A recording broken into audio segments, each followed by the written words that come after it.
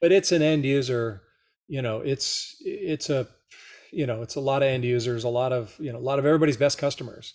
The 100,000 or so people that flock to the Monterey Peninsula are everybody's best customer. And so what we've done is managed to provide this platform. So not only are these cars being launched through the media outlets, which all the important ones are there, but there's also people there that are going to buy what they see. Yeah, right. They're going to write the check. They're going to write the check, and that's important. And if you can actually streamline that process of, they don't even have to read the story about it because they just heard about it from the CEO of the company that was on the platform identifying this new car.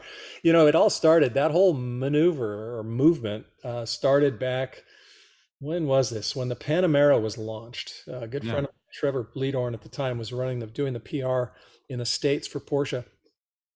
And our good friend at Auto Week, Mark Vaughn, had come up with a nickname for the Panamera before anybody had even seen it. I think there were a few press cars out, and the car was being nicknamed the Butster before anybody saw it.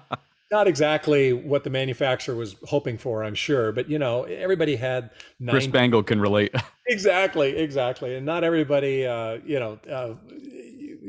no one has forgotten the 928, and Right. that launch is like, oh my God, all the air-cooled people are going nuts right now. Well, all of a sudden now there's a four-door 911. It's like, wait a minute, this is definitely the answer to the question no one has asked. Well, I mentioned to Trevor, I said, you guys, I'm a Porsche guy. I've had 911 since I was 19 years old. I love the brand, but you guys are having problems with this car. Got this crazy idea. You really can't take in the aesthetic effects of that car when you're driving it. Right.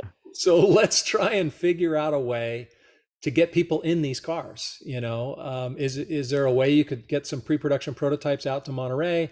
We've got this farm field. We could build out a Zentrum center. Send some wheels and tires. I'll come up with a route. You could use various events throughout the peninsula as a way to book test drives, and they went for it. I was kind of And surprised. lo and behold, you can't even get in the cars because there's so many people interested. Well, yeah, and so what happened, and I love these numbers. So they booked 1,100, so they had 41 cars delivered, pre-production, no VIN number, whatever you call them. They're not prototypes, but they're going to get crushed eventually. They're press cars, right? So they send them out. They send out a crew of mechanics to change brake pads and tires. They set up for the entire week.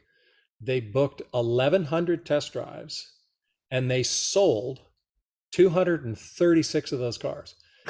It changed everything. Then that word experiential marketing was discovered. And I'm not taking credit for this because it was a true collaboration, but that didn't exist before we did that at Quail.